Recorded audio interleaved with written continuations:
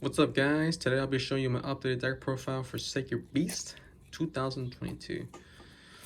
This is my version of Sacred Beast. I think this is the best version in my opinion to compete with the meta right now. So it has some pretty interesting choices here, but this is what I'm running. I tested this in what's it called, Yu-Gi-Oh! Pro, that online game. But I plan on taking this to my locals, see how it does. I think I'll do decent. Don't expect to be winning the whole tournament, but who knows, it might happen. If I have the right setup, I could probably win. But you know, I like this deck a lot. It's really fun. I'm not really a big fan of using the meta decks because then everyone uses it and it's kind of boring.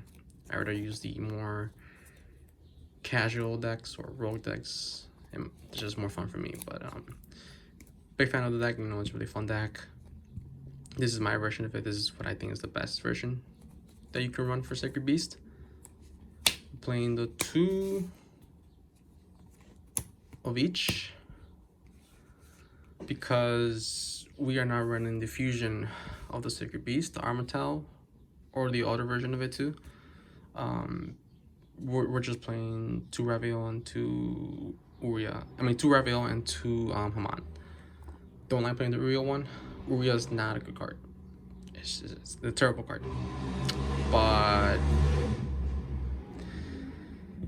this deck's focus is all about playing floodgates, and one of my favorite floodgates is the skill drain. Skill drain just makes the fusion completely useless.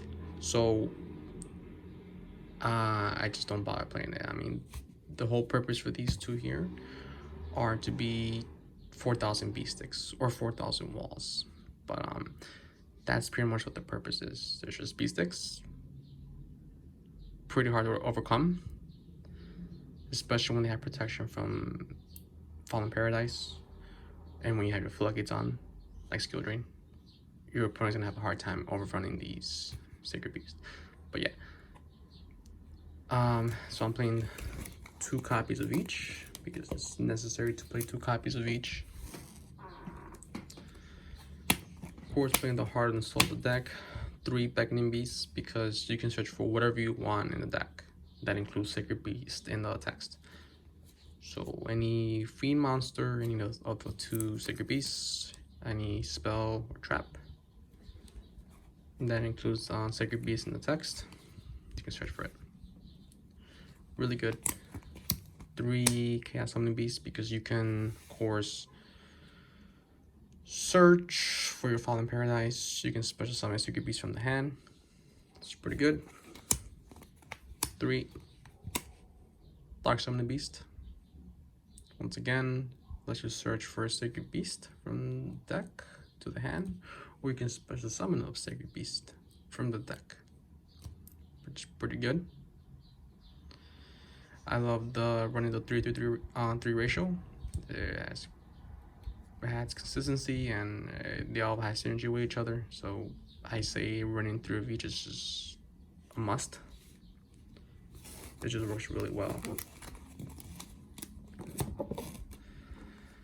And that's it for the Sacred Beast monsters. We're playing Kaijus here for now.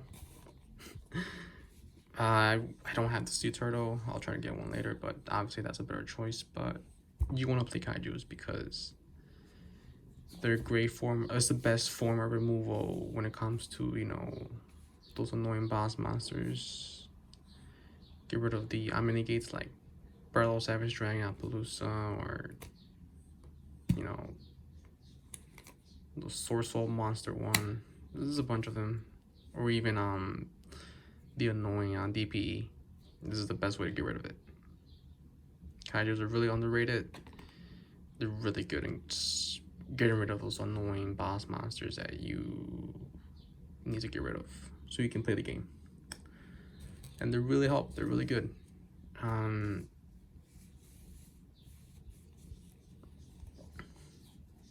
But these are fun to run though too, because my Sacred Beasts are 4,000 beast sticks, so they can pretty much overrun these like nothing. But probably you want to run the lower attack ones, like Radiant, the multi-dimension Kaiju, or the Sea Turtle. So yeah, I'm playing 4 of those kaijus. And then the final monster of the main deck is the Eldritch the Golden Lord. Very good choice to run in the Sacred Beast deck because you play a lot of spell and trap cards. And it has a really good non-targeting removal effect. It helps you get rid of that annoying card you need to get rid of. If your opponent has a field spell or a trap card you want to get rid of, this is your go-to. Not only that, it's a really good extender. You want to summon another beast deck to, you know, push for game. You summon this guy from the graveyard and attack for 3,500. So that's pretty good. And it has a lot of, it's very versatile in the deck. It helps you get rid of, you know, your own floodgates if they're stopping your combos, like skill drain.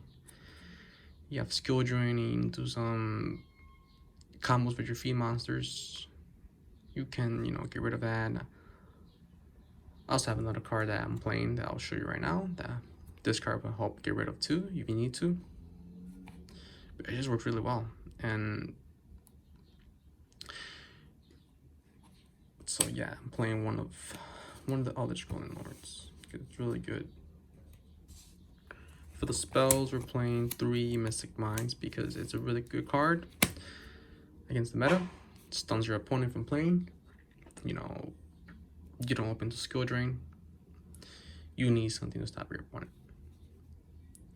And honestly, just first turn summoning a Haman, playing defense mode, and then just activate Mystic Mind. That's really good because now your opponent can't play that turn.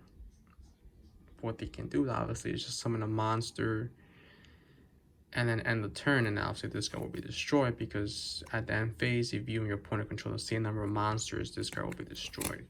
But the fact that you're able to, you know, stun your opponent for 1 turn is still really good. But if your opponent is unable, but if your opponent has a bunch of monsters, then they're pretty much trapped because Mystic Mind would just stun them. You can't attack, their effects are negated. Nah, but not just non-monsters in the field, all monsters, including the hand, are negated. So Mystic Mind is a very powerful card in the meta. It really stuns your opponent. If you gotta be smart how to play this card. You gotta play at the right time. But it really helps, you know, compete a really powerful deck, you know. Just it works pretty good in this deck. It does. It gives you a chance to, you know, if your opponent finds a way to, you know, wipe out your board. If you have this card, then you activate it and it helps you, you know, buy you some time to reestablish your board. It's a really powerful card, and it definitely works really well in this deck. But if of course you're playing against a deck that doesn't really, you know,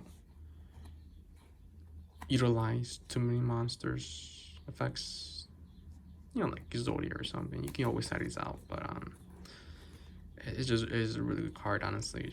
It just helps you really compete with the meta. Really powerful card.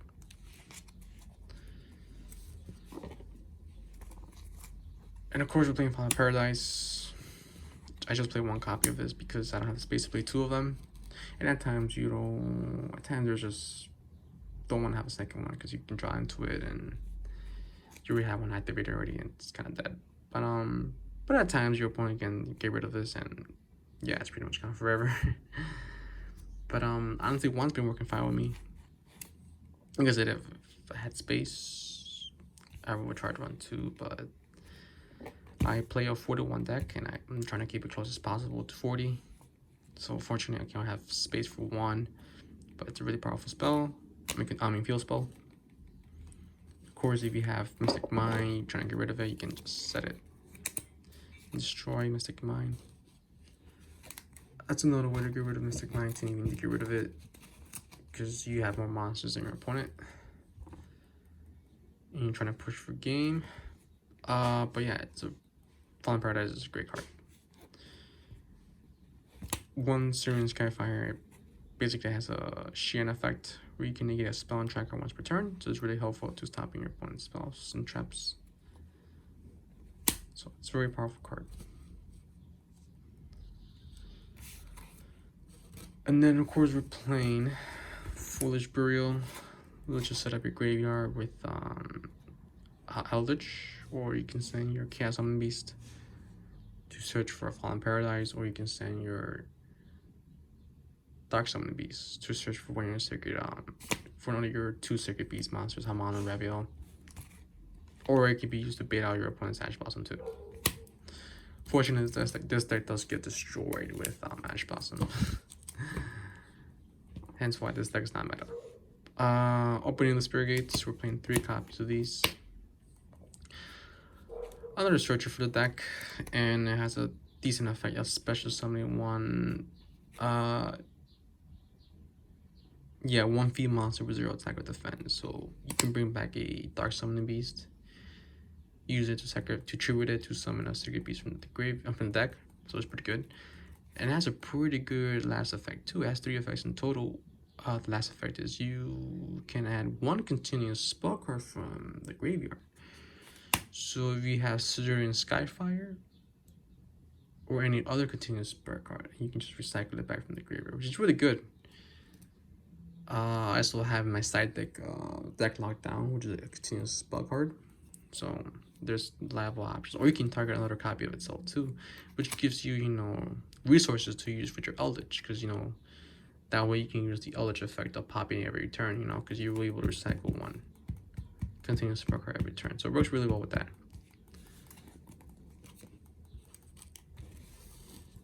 And for draw power, 2 Extravagance, 1 Desires. Obviously, I'd rather play the Prosperity. That's the better version of these, but that card is just too expensive, and I'm not gonna spend almost $300 for 3 copies. This is too much. So I just set up for these. But yeah, Prosperity is better because it gives you a chance to draw into that, you know, your floodgates like Skill Drain or Mystic Mine. But unfortunately, you know, like I said, the card's too expensive.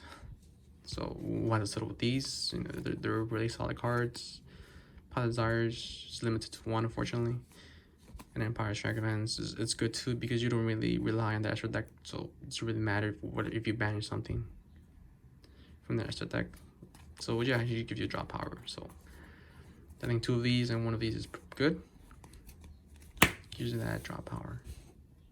Then I'm playing 2 Pyrese Raise maps because it's another searcher for the deck. You know, sometimes you don't draw too well, and you can draw too well.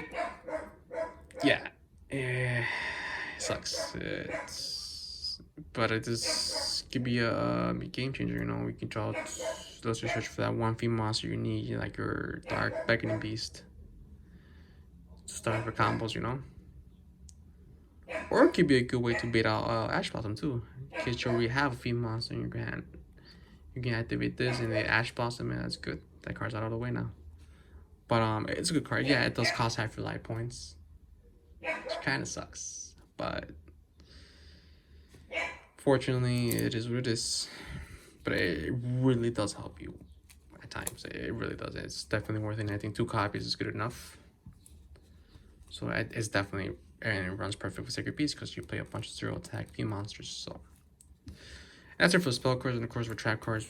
Obviously, what I've been talking earlier in the video, as we're playing the skill drains, you must play skill drain in Sacred Beast because it runs so well on the deck. The field monsters, Chaos Summoning Beast and Dark Summoning Beast, they bypass the effect of skill drain. When you activate their effects on the field, Skill Drain says that monster effects can still be activated. So these 2 guys' effects can still be activated. So they'll tribute themselves, and then their effects will resolve in the graveyard, allowing you to use their effects. So even you have Skill Drain in the field, you can go ahead and summon Chaos Summoning Beast, tribute its effect, summon, you know, your Sacred Beast from the hand, and there you go. So I'm saying this deck works this card Skill Drain works really well with Sacred Beast. It does, and it's one of the most powerful floodgates out there right now. I mean, it shuts down so many decks. It wins you games, honestly. It does. It's a really powerful card. Really, really powerful card, and it just gives you a chance to compete with the meta. You know, you have a deck that can utilize it. Definitely run Skill Drain. You know, and it is a powerful card. You know,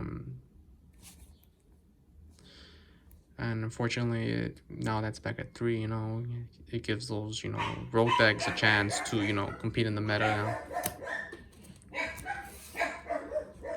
Then of course, we're playing 3 Solemn Judgments, because Solemn Judgment is a powerful counter track card. Stop those board wipe effects, you know, like Lightning Storm, or Happy Duster, or Regeki. You know, pretty much the whole purpose of this is just to protect your floodgates, your Mystic Mind, Skill Drain, stuff like that. You know, it's very powerful effect, you know. Or even times you want to stop negate your opponent's summoning of boss monster or something like that. You get that too, it's optional, but the main reason why you want to play these is to protect your floodgates. So 3 Solemn Judgments a must.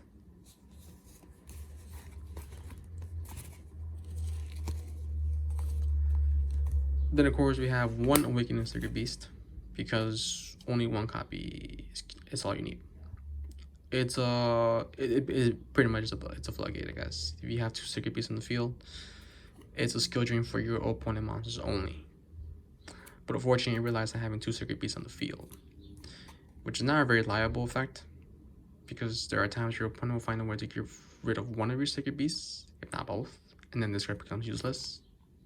So it's not really a card I usually rely upon. I know it's a lot of people do see this as a really good, powerful Sacred Beast trap card, but you know, like I said before, you know, if your opponent finds a way to get rid of one of your Sacred Beasts, this card's useless.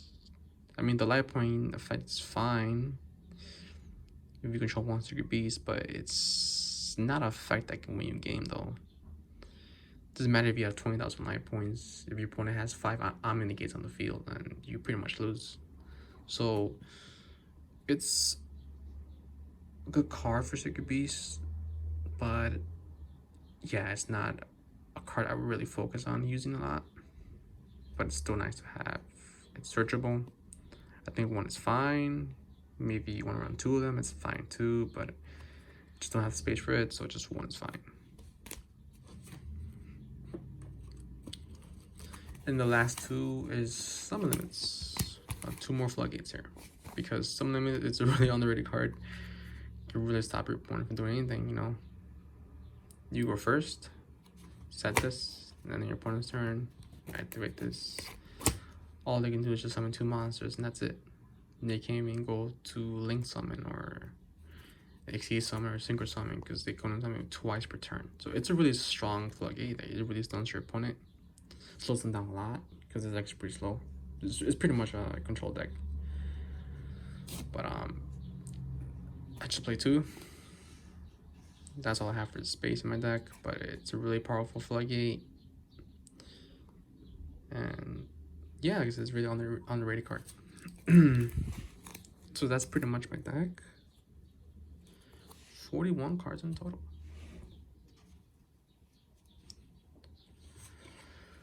And then for the Asher deck, it doesn't really matter. You can play whatever you want in the Asher deck.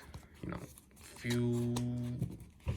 I say the only mandatory one is Almirage, because you can do some combos with the Fiend monsters that let you summon 2 Sacred Beasts in 1 turn. So if anything, I say just play at least 1 Almirage. That's pretty much the only mandatory Asher deck monster you need. But other than that, you can play whatever you want, you know. Like I say, I just have here just cause to use for extravagance. Obviously, I don't use this card, but it's just there to just be a target for extravagance, you know. I play Dark Lord because I also play my side deck Mass Change 2, I think it's called. So I mean, it's a powerful card though. And you can play it because you play a lot of dark attribute monsters in the deck. Star Venom because we play Super Pulsation in the side deck. Because at Armor, I play 2. We switch Apprentice, Nightmare Phoenix, Nightmare Unicorn, Nightmare Griffin, Bowler Dragons, Serious Claw Dread, Decode Talker, Underclock Taker. And this one has a monster naked effect for one monster and your opponent controls. I mean, you can make it possible, but it'll probably be very rarely. But it's not. I mean, like I said, it doesn't really matter what you play. You don't really use that extra deck that much. So it's up to you, you know, wherever you want to play. Just go ahead.